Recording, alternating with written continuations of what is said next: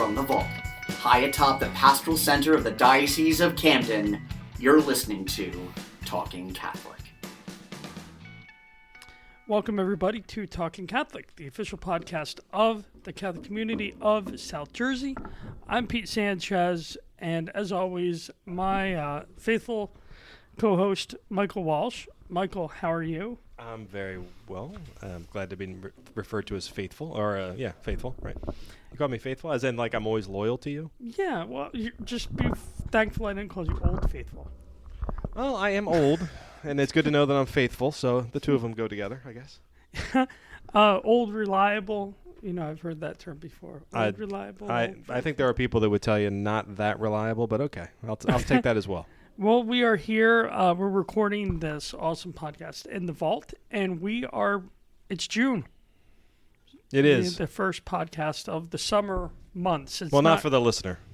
The listeners already heard last week's podcast, but for us, recording it wise, yes, it's the first time we recorded in the month of June. By the way, I would like my May back. It went by a little too fast. Things are getting a little too... A lot of good, exciting things going on.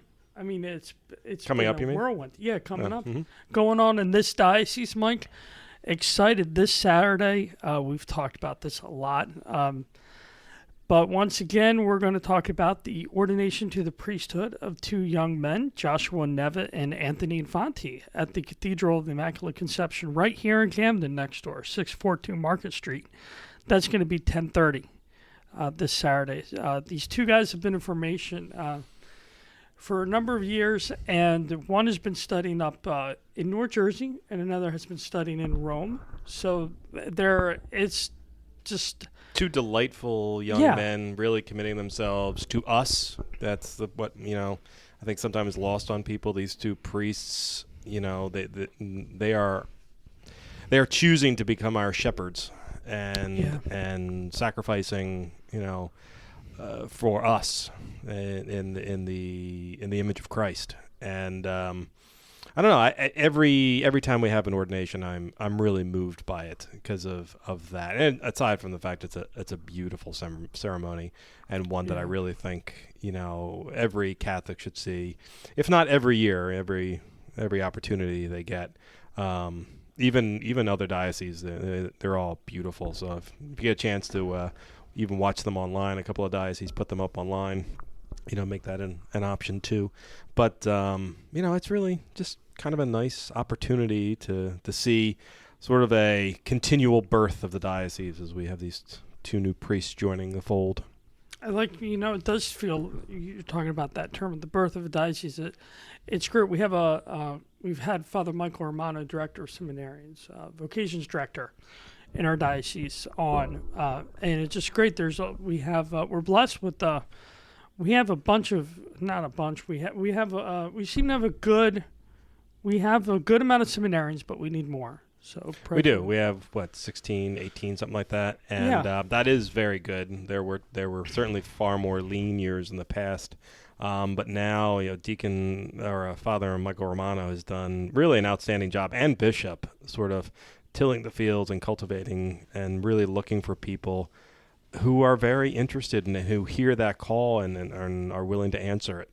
So it's good. If you know of anybody who's considering the priesthood, by all means, take them to an ordination, and so they can sort of see what those beginning steps look like. But just reach out to them and ask. A lot of what some of the seminarians tell us, and this is across, including religious brothers and sisters. The key was somebody mentioned it to them, sometimes once. Sometimes 13 times, but that was the first step. Oftentimes, it's not when we hear a call by God. Sometimes it's He's calling us through somebody else. So if you know somebody that may have the skills to be a priest or a sister or a religious brother, consider it. I think that's Consider great. Saying so. Don't be afraid to say something. No. And I think, too, for people like Josh and Anthony getting ordained and the other seminaries that will be in attendance on June 16th at 10:30, it'll be heartening for them and, encouraging for them to see a lot of people packing the cathedral. Yeah. I think that's what's going to happen. And all of our seminarians will be there as well. So Yeah. you'll get to see them in full regalia as well. Oh, I'm excited. 10:30 this Saturday, June 16th. Ordination at the Cathedral of the Immaculate Conception. But after that, there's another option you want to take advantage of. Yes, and we had this delightful guest on last week, Bill McCusker, the Fathers and Sons celebration. It's going to be a special event. If you're a father, if you're a son, come out to this event at Mater Ecclesiae in Berlin, New Jersey, 261 Cross Keys Road. This is going to be a night. It's going to be 6 to 7:30 p.m. There is a 5 p.m. Mass at the church, so if you so want to, it's the traditional rite of the Latin Mass. So come on out if you're so inclined. That starts at 5 o'clock, and the Mass does. And then right after that is the event Saturday, June 16th, this Saturday. It's a casual, fun gathering of fathers of all ages and sons, teenagers and older, are invited. This event is designed to help dads be better fathers and help future fathers understand what fatherhood is all about. There's going to be presentations, videos, table discussions, camaraderie. There's going to be pizza, beer, soda, and snacks. And for those over 18, it's $5. And if you're under 18, no cost. So, Mike, this is going to be, and it's sponsored by the Knights of Columbus Council number 128333 and Fathers and Families Incorporated. So, Mike, you are a father and you are a son, and I'm a son and godfather. So, are you planning on going to this, or are you going to try to make it? I definitely will hope to be able to make it that night. That it's a great ordination. It's a great right in between ordination and Father's Day the next day. That and I really do. I think they timed that very well, having it that day. We spoke with Bill last week, and it was really moving to hear him talk about the importance of fatherhood, something that in today's culture I think has been minimized, and he thought very strongly has been minimized. And so this is sort of an opportunity to sort of embrace that element of our family focus and sort of remind ourselves, how fathers are very important to the family unit, and why we need to be focused on being good fathers in addition to everything else that fathers do.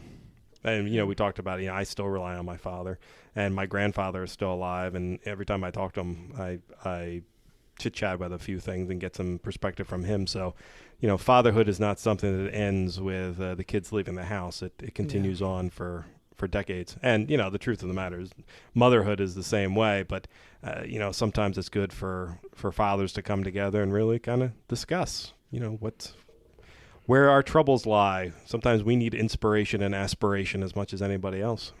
Yeah, I think, and I just so that'll be good. That's going to be a great night. I plan on being there, so hope to see you there, and let us know how we're doing, what we can improve, and also who you want to see on this podcast. But Mike, and then in next week, Friday, June 22nd, 8th annual, this is something I've gone to before. This is wonderful, the welcome and reception for the Haitian farm workers that come every year to the fruit farms in South Jersey, and they provide their labor. It helps. It's just great what they're doing. This is going to be celebrated in Haitian Creole and English, Friday, June 22nd, starting at 6 p.m. There's going to be a Eucharistic celebration, followed by a reception. It's going to be at Columbia Fruit Farms, 220 Columbia Road in Hamilton. It's going to be the camp located on Columbia Road. And you can find directions to this place at camdendiocese.org/BCM/black-catholic-ministry-calendar, or just go on camdendiocese.org and look for the information on the right-hand side. So this is just such a great time, Mike, to really see the workers, to be out in the fields of Hamilton. So this is going to be again celebrated in Haitian Creole and English. For more information, contact James Andrews, the Director of the Office of Black Catholic Ministries and Cultural Diversity, at 856-583-2907, or 856-583-2904. And also it's important to notice, if you are coming on Friday, June 22nd, donations of individual non-perishable beverages for the farm workers and their families, for instance, bottled water, boxed juices, fruit drinks, are much appreciated for them. So come on out, show your support. And Mike, we got an awesome event going on later on this year, right? Do you want to talk a little bit about unrelated to the previous fatherhood event we brought up? We haven't promoted this on the podcast yet, but we will in a couple of upcoming episodes. We wanted to do a quick read for this event because they have a special coming up for Father's Day. Man Up South Jersey is November 10th of this year. It'll be held at the Conference Center at Paul VI High School. It's for the last 10 years. There's been an event called Man Up Philly, and this was it is a men's spirituality conference, really hoping to inspire men to become better Catholics, whether that's better fathers, better sons, better employees, better employers, in every facet of our lives. As I mentioned earlier with the other event, sometimes it's good for men to get together and have these conversations in a very open and frank and sort of direct way about areas where we may have failed as fathers or as men, and in areas where we've succeeded that other men would benefit from hearing about. So that's on November 10th, and we're going to have a few people on the podcast in the upcoming weeks to talk about it more in depth. But you can go to manupsouthjersey.com and register for the event. But for Father's Day, there is a 25% off code. And if you want to write this down, the promo code is FD25. That's F as in Frank, D as in David, 25, and you put that code in when you register for the event, you'll get 25% off. And of course, if you go to Man Up South Jersey, you'll see who the speakers are going to be for this event, and sort of what a little bit more of the philosophy around the event. But we wanted to make sure we got that promo code out just in case you wanted to buy it as a gift for the father, husband, son in your life for a Father's Day gift. And certainly something to consider purchasing for birthdays and whatnot. That is one where I will definitely be at because I happen to be on the leadership team for that. But you'll be seeing that more. I believe it was promoted in the Catholic Star Herald for the first time 2 weeks ago. I think that was in the May 18th edition. So if you'd like to see more, you can hear from Deacon Anthony Sewell, sort of his perspective on the event.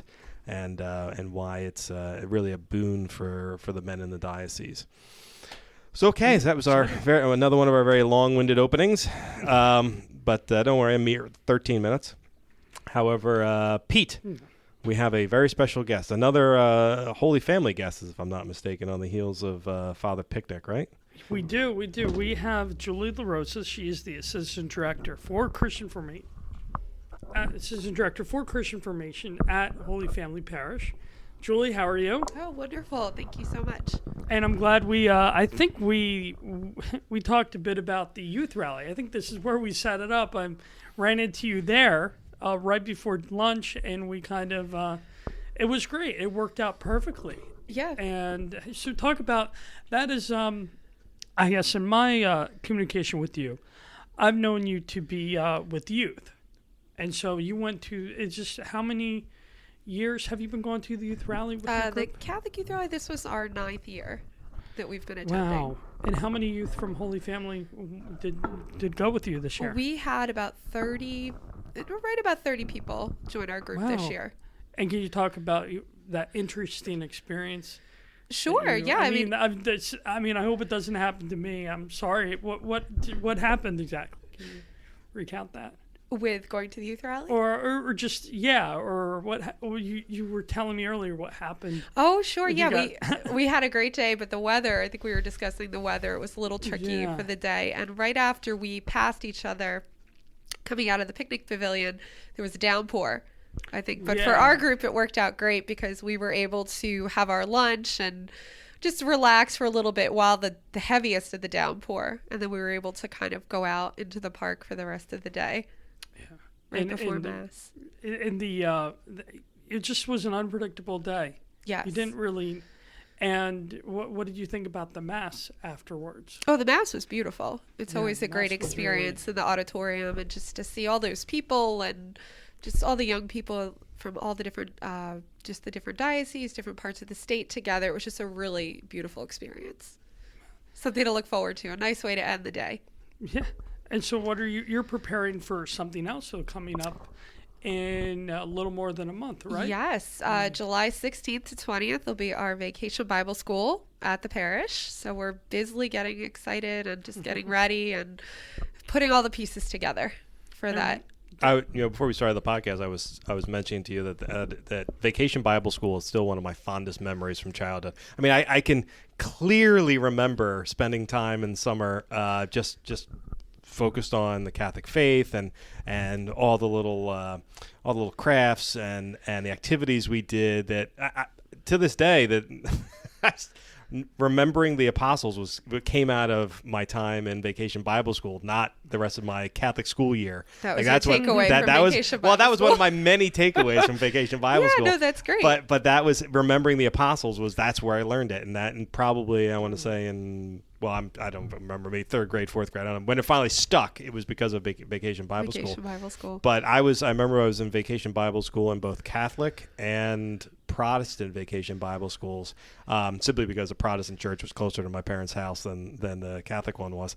And but no, it was great, and it was the one time sort of you stripped away everything else from your the rest of your life, right? It was while you were in Vacation Bible School to actually sort of sit there, focus, and thinking about your spirituality all day long as a child. Right. Yes. It is just Vacation Bible School is something so dear to my heart. I love it. I just get so excited to discuss it with people, to talk about it with people. There's just a magic about it. There's just this sweet spirit, just this excitement from everybody, from all the children who participate up to all the adults who volunteer. It is something that people year round talk about. They're excited about it. All of our volunteers, what's the theme for next year? We're so excited. When is it? People plan their vacations around it. They ask in advance, what week is it going to be, so that we can be sure to sign up our children. And it's really a great thing. What ages go to your camp? We actually have infant all the way up through 12th grade, high school. Wow. Yeah, the way our program is structured is we meet from 9:30 to 12. We have a mommy and me portion, so the moms with their little ones have a program that we've designed, and then we have a preschool program for 3, 4, and 5-year-olds. We have a 1st through 3rd grade component, and then we have a 4th and 5th grade component. And then in the evenings from 7 to 9, we have 6th, 7th, and 8th graders and 9th through 12th graders. Wow. And the beautiful thing is that I would say about 80% of the teens who come at night for their Bible school experience are there in the morning volunteering. That's great. So that's really nice. It's really awesome to see. They just love it. They just want to be there for that whole week. They're excited. And what's really interesting is about, I would say 90% of the older kids came up through Vacation Bible School when they were younger. So they attended when they were 3, 4, and 5, and now they're being the camp counselors and the leaders for the next group. No, that's I like that a lot. That's really great. Such a testament to the effectiveness of your program. And how long is Vacation Bible School at Holy Family? Holy Family, I've been at the parish. This will be my 10th year. We're coming up in July. It'll be my 10th year. I brought the Vacation Bible School program back in 2009. So it was there before I was there. I think they had taken a break from doing it for a few years. And then when I began working there in the summer, July 2008, I asked if we could start it again the following year. So we brought it back in 2009, July 2009. And each year it just continues to just grow, and we find new ways to just expand it and make it just a little bit better than the year before. That's great. So and is it a week? It's a week. It's Monday through Friday. So yes.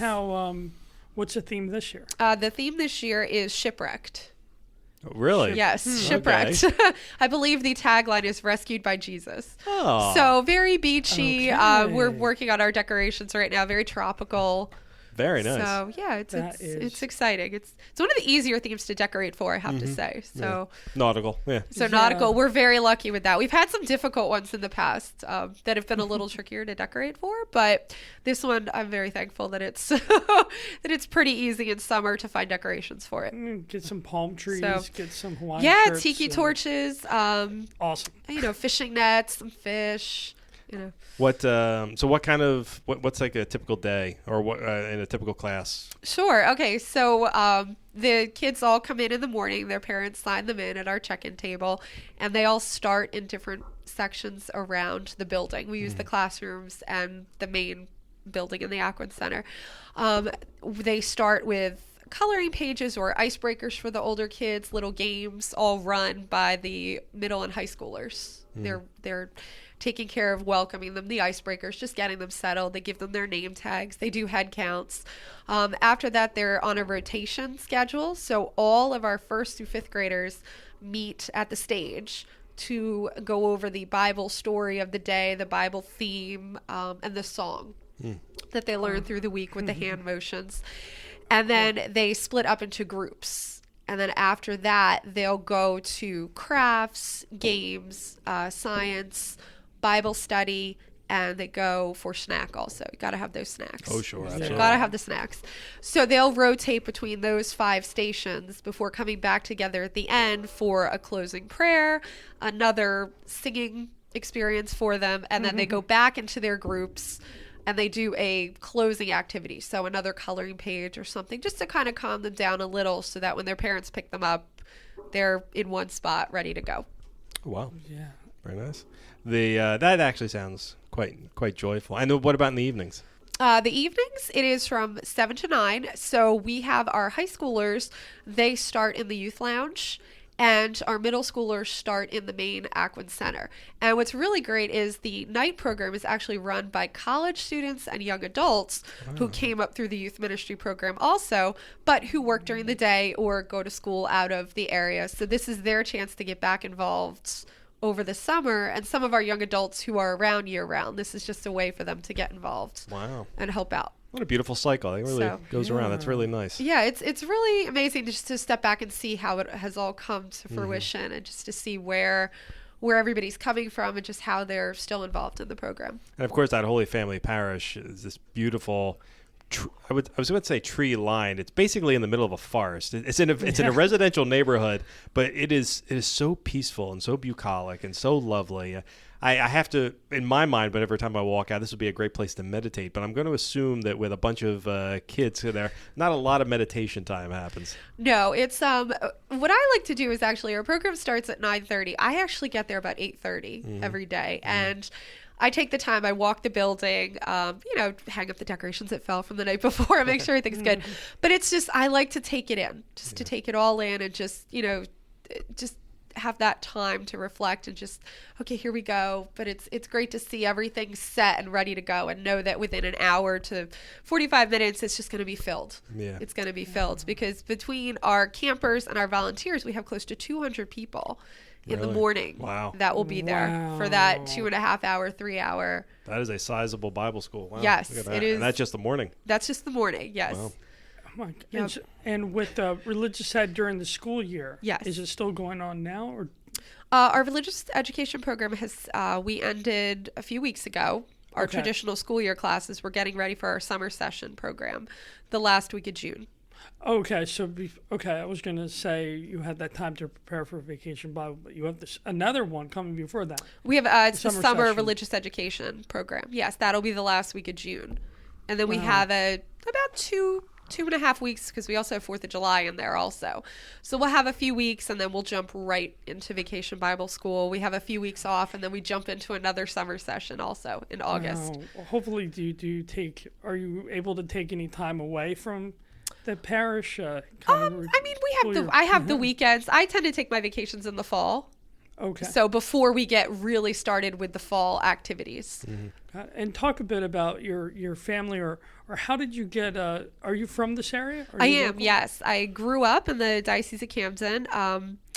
My parents, we lived in Woodbury when I was younger. When I was about 5, we moved to Franklinville, and we became members at St. Catherine's in Clayton. That's my home parish. Oh, okay, Yes, excellent. Absolutely. That's where that's where I was born, or not born, but that's where I lived as a child. Okay. My parents still live there. My son goes to school at St. Michael's, formerly St. Catherine's. Sure. Yes, I went to school at St. Catherine's. Okay. That's my son is actually starting there in the fall. Oh, congratulations! So he'll start in the pre-K3 program. Excellent. So that's a great place. I highly recommend it. It is, yes, me too. Definitely, absolutely, great team, great teachers, great principal.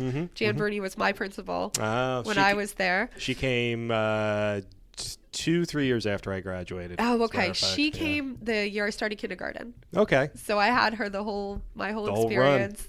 And she's great. And now my son will have her also. That's fantastic. I'm very happy to hear that. So I grew up in that parish, and when I was, my family was always very involved in the parish itself, and it just seemed like a natural fit to just volunteer and to do things in the parish. And we decided, let's try a vacation Bible school. I was in college. I came home after my freshman year, and we decided to try a vacation Bible school. And you mentioned Josh. It was funny. Josh is actually one of the teens that helped me to start the program. Really? Yes. Wow. Yes. So Josh and his friend group at the time had said, let's have vacation Bible school, help us out. So we started it, and we had about 6 or 7 volunteers and 12 campers that very first year. Lava Island. And then you remember it by theme? I do remember every year. Yes. Then we had Serengeti Trek, and then Fiesta was the year that Josh and Jeremy and Catherine and Katie and Chrissy said, Julie, this is great, but can we have a teen VBS too? So that's how the teen VBS program began. Wow. They wanted something for themselves. They enjoyed helping the kids, but they wanted something for them. Wow, that's really great that came from the young people. Yeah, so they said, "Can we do it?" And I said, "Sure, let's try it. Let's go for it." Wow, that is really remarkable. Yeah, so it's part of the reason why I think VBS is just so close to my heart, because I've seen so many beautiful things come out of it. It does something to the young people. They get so excited and so on fire for their faith with it. I'm curious, what do you use as your resources to bring the faith into these? I mean, there's always activities, but what do you use to generate those activities? So we purchase a curriculum from Groups Publishing, and that is where the outline comes from. We don't follow the program exactly. We make additions based on what will fit best for our campers, for our program. So for example, Groups doesn't really have a craft portion. So our craft leaders develop their own crafts, given a budget and using the Bible theme and story and point of the day. So I give them creative freedom to choose a craft, and they choose their crafts, and they have to somehow connect with what we're talking about that day for the topic. So like papier-mâché, glue, or? More like sand art. Okay. They do sand art, and they've done, I think one of my favorite crafts was they did a felt craft with something relating to s'mores, like Love Jesus s'more. So they had layers of, it was adorable. I really like one of my favorites. One of our groups one time did a game for the preschoolers that was pin the sandals on Jesus. It was a group of high schoolers, and they said, "Can we make this game?" And I said, "Sure." Wow. So they take ownership of it. Wow. And they try to take on leadership roles. They actually we recruit our VBS volunteers in February, and they meet twice a month up until the 2 days before. And they get leadership training. They meet the other volunteers, because we have volunteers that come from all of our different programs. Washington Township has a number of schools. But we're all one parish. So the VBS leadership training helps them to meet their fellow parishioners and to instill in them some leadership role. Oh, that's really great. I'm curious, what is, when you're not doing the Vacation Bible School, what's the rest of your year look like? What's the rest of my year like? Vacation Bible School is all year. Oh, well, there you go. You have to live in that all year. No, I actually, I run the youth ministry programs for our parish. So a number of service opportunities, the RCIAT program for our teenagers, Sure. The 7th and 8th grade religious education program, the summer session program, service days, just the many prayer experiences we give the kids. We try to take advantage of their days off of school, and we plan just different activities to do on their days off. Wow, that's very wise. Yeah, because we know everybody's busy. So if they have a day off of school, let's try to plan a service trip or, get them in for some kind of activity. I have to imagine that's helpful to the parents as well. We try. Yeah. We try. We try to take that into account, that this way maybe the parents, they know their children are somewhere safe and doing something great and getting a little closer to their faith. Wow. And what kind of service have you done? Oh my goodness. Our most popular service tends to be the more hands-on experiences. We've come down to the window here at the cathedral a number of times. We've done that probably about close to 24 times now. We work over at the cathedral kitchen in Camden, food bank of South Jersey in Pennsauken. We go to Cardinal Village. We have a Ronald McDonald House family service program that that's been going on for about 5 or 6 years now. We've worked at, I'm trying to think, the farm down in Goshen with the Atlantic City Rescue Mission, Cardinal Village, which I think I already mentioned. We've helped different parishioners around their home doing some simple tasks. We've done, we have the Peanut Butter and Jelly Club that meets at the parish several times a month, where they make sandwiches at the parish that we then have delivered to the cathedral kitchen. Wow. In Camden. We have a silverware club for our little kids. Try to, offer a large variety of things for them. What is a silverware club? Yeah. Well, the Silverware Club, it's a program that we created for our 1st through 4th graders to give them a service opportunity. Okay. They package disposable silverware in Ziploc bags with napkins to be used at the cathedral kitchen for dinner each night. Wow, that's really nice. That is a perfect young person's. Yes. And it meets the same time as our Peanut Butter and Jelly Club. So if you're a parent and you have a 1st through 12th grader, you can drop them off to us for an hour. And all of your children in that age group can complete some service. You have done an excellent job of helping the families of your parish. That's really smart. Thank you. Yeah, we try. We try to think outside the box and think, well, what can we do to help the families, help the kids, and really just bring everybody closer to their faith, giving them the opportunity. Yeah. To do that. I'm actually really blown away by how well thought out all your activities are. I mean, I know you've been doing it for 9 years, so you probably developed a lot of great best practices. But you're mentioning, I mean, we've done, I think this is our 70th episode. So congratulations for being number 70. Oh wow! Well, thank you. Glad to be here. And you have brought up things that nobody in the and we've talked to a lot of youth ministers that no one else has come up with. So this is really impressive. Thank you very much. Thank you for that. Well, part of the goal of the podcast is always talk about interesting people, but to share best practices too, particularly for those of us who are actually involved in vocation work. And this is, I'm truly pleased. Oh, well, thank you. I do have to say that while I do spearhead it and run it, I could not do it without the numerous volunteers at our parish. There are so many people at our parish that have such a heart and are so vested for the young church that they're the ones that do a lot of the behind the scenes work, will come and chaperone the trips, help to run all the ministries that we have. There's no way that I could do it alone. So they really do help to keep the ball rolling. Or when I have a crazy idea, they're sure, Julie, we'll support that. We'll help you. So. I find that yes and is a very beneficial thing to be. So, that's a great idea. Yeah, let's do it. Yes. Let's do it. I certainly try to do that within our communications department. You've got a crazy idea like running a podcast? Yeah, let's sure, give it a whirl. Let's try it. I mean, because you don't know until it happens. Last year we had an idea from one of the young people that we have a rosary group that meets during the school year on Tuesdays. So from 6 to 7 every Tuesday, we pray the rosary. And any of our young people are invited. And when we first came up with the idea, we weren't sure how it would take off.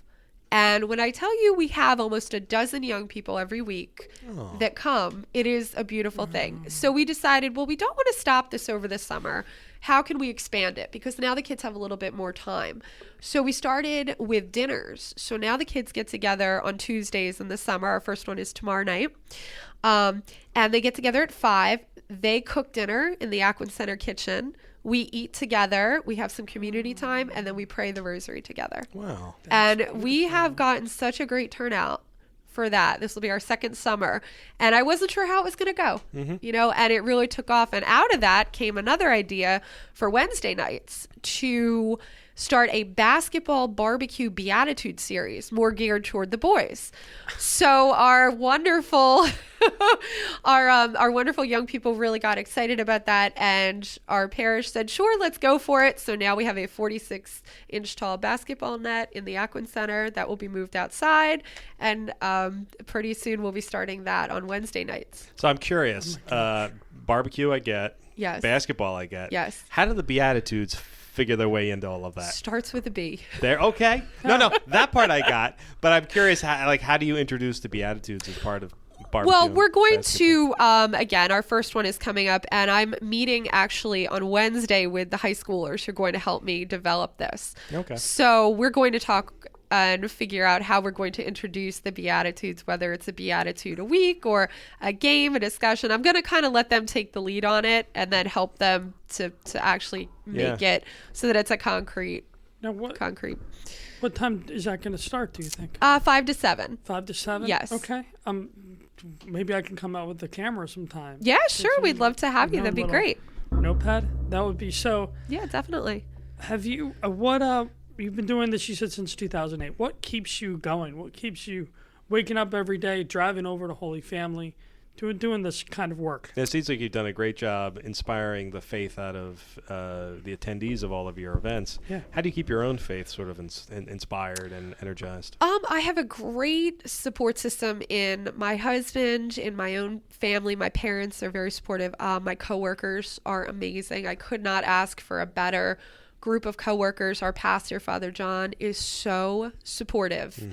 He is my cheerleader, the biggest cheerleader. And it's just so inspiring because he's always right there saying, yes, this is great. You can do this. I mean, he is phenomenal. For myself, I belong to our moms group at our church of young mothers, and they are so encouraging. They're just so uplifting and encouraging with it. And I love it. And I think that that's what really just makes it all flow. I truly love my job. Really? I love working with the young church. Yeah. I have 2 children myself. I have a 5-month-old and a 3.5-year-old. And I love them. Not that I don't love them, but I love work also. Mm-hmm. It's just such a beautiful mix that I get to do 2 things that I love as a wife and a mother and a youth ministry director for the parish, and just to see these young people. Like I said, I grew up in the diocese, and our parish, St. Catherine's, was great, but we didn't really have a youth group. We didn't have youth ministry. And I always thought, wouldn't that be great if we had something like that? So my thought is, I really want to create something that I didn't have for the young people to help them on their faith journey and encourage them. That's very good. I know when I was at St. Catherine's, it was really the Knights of Columbus and the Columbian Squires that kept me involved in church, particularly during the summer months. But that was a lot of my youth there. Because I was the same thing. We didn't really have any youth activities short of the couple of years they had Vacation Bible School at the school. So no, I think that's great that you found a hole in your own upbringing and made sure to that would not exist for others. Try to fill it. There was the pastor at the time, Father Ted Heinzelman. He had said, well, instead of, complaining about not having it, why don't you try to fix it? Why don't you try to create something? And that's when it all started. I think they teach that. I think they teach that at pastor school, because we've heard that in a couple of our interviews. They said, and here I got a complaint. Good, go fix it, and I'll support you. Yeah. And I think the good pastors make a point to do that. Wouldn't you agree, Pete? I think so. I think it's common. And certainly Father John Picnic, we had him on, and that man is just nothing but energy. So he's wonderful. Yeah. He's so supportive of the young church. When he came to Holy Family, he brought all the staff in to meet with him one-on-one and talk with him. And he'd ask me, if you could have anything, what would you want? And I said, I'd love a room for the kids, a youth lounge, a youth room, just a room that the kids could just be, that was theirs. Because up to that point, we had just, we used the classroom or we used the main hall. So within 3 or 4 months, we had one of the classrooms. We had it painted. We had furniture, flooring. It is this great space for the young church to gather. He talked to us about that when he was on the podcast, or I don't know if it was on the air or maybe it was beforehand. Yeah, that sounds familiar. Yeah, and that was one of his favorite things too. He pointed out specifically about how great it was to have a place in the parish just for them. Yes, and they feel like they belong in there. They can come in and we've got a prayer wall and we watch movies in there. That's where we do our RCIA classes for the teens. We've got pictures of all the kids. We've got t-shirts from all their schools that hang up. So we've really tried to create this space that's theirs that they can come into. And what have you seen? Have you seen the youth's lives? Have you seen the youth's lives evolving over the past 10 years in terms of engaging with their faith? Like, what are challenges, or have there been increasing challenges? I mean, I think there are. The world we live in, it's tough. It is tough. The kids today, the young people are faced with so many things and so many options, and it is tough for them. But I see that there's a want. I see that there is this desire to know their faith, and that is just what encourages me and inspires me to create it for them, to give them what they're looking for, to go where they're at. We've tried over the past few years, we've started going into their schools for different activities, different things, to be where they are. To just go to them and create, and just to be a support for them. Social media is great because we have our social media outlets that we can post different religious things. If it's a holy day, or if it's, hey, it's Ascension Thursday, make sure you come to Mass on Instagram, and it might remind them to come. I've seen some of our college students go away to school and they'll write me and they'll tell me that they're looking for a church to go to down in whatever state they're in for school if they're away from home. A lot of beautiful things, and hopefully the foundation we've given them at Holy Family, along with their own family support, because that's where a majority of it comes from, their families. Yeah. That's always still going to be the number one faith support. We hope, and oftentimes when that doesn't happen, it's good that the parish is there with other activities for them to lock into. Yes. If maybe there's something they're not getting at home. Right. And more than just on Sundays. Correct. We try to structure the program so that we have things on different days of the week, different times, just to reach as many young people as possible. And it's something that we do at Holy Family, which I'm not sure how other groups do it. Ours is a little different. We don't have one youth group. Instead, what we have is our rosary group, or our basketball barbecue group, or movie nights, or youth community dinners or breakfasts. And all the kids are considered part of our young church. So then we invite them all to everything. So if we have a service day, I don't say, oh, it's only open to the youth group, because we don't have a youth group. We just have a young church. So any 7th or 8th grader is welcome to join us. Oh, very nice. It just creates that more open feeling. And of course you do have the young people who come to everything, the core. And we do have a youth leadership team. That's our core team that helps to plan. But we try to acknowledge all the young people in the parish as being part of the young church. So whether they altar serve, whether they come to a service day, whether they're just coming to religious ed class, they're all still part of the young church at Holy Family. And we're just glad whenever they want to join us. That's a really great way of handling that. I don't know if I've heard of any other parishes doing it that way. But then again, many of the things you've said today, I've never heard of any other parish doing. So, well done. Oh, thank you.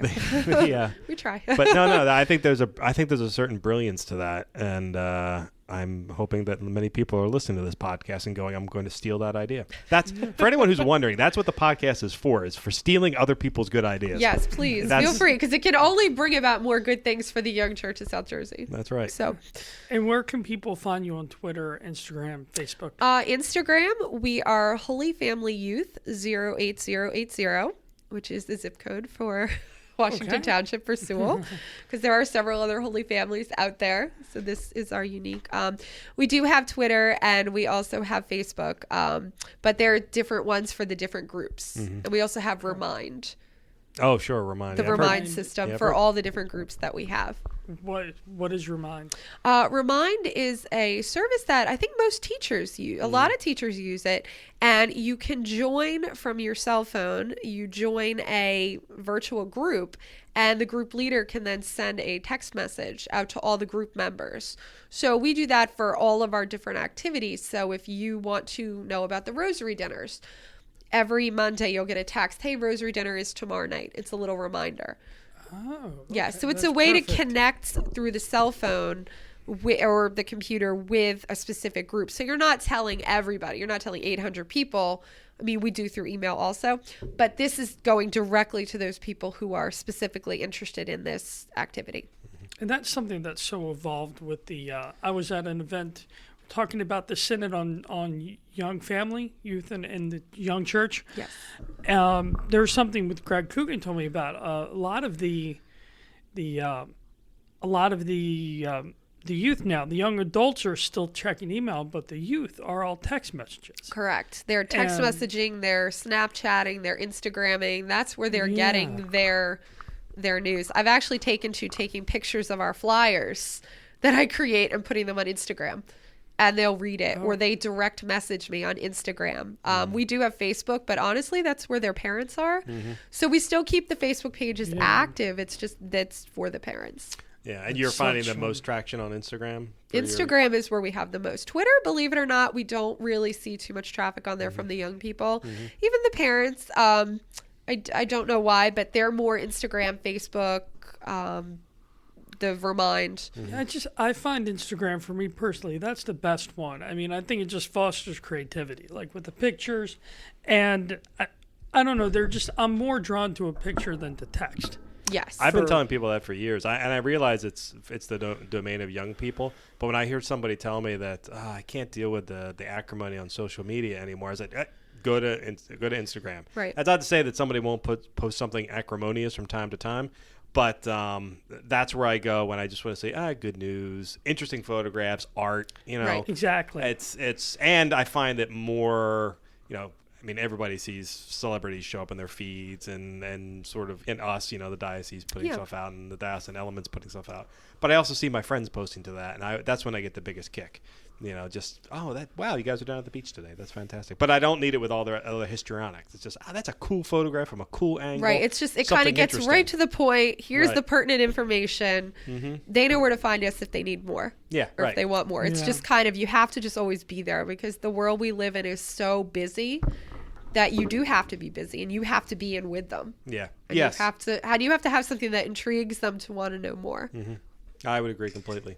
As Pete's taking a picture for his Instagram. Exactly. Excellent. You made me think I'm going to promote Talking Catholic and promote your ministry. So good. Well, thank you for that.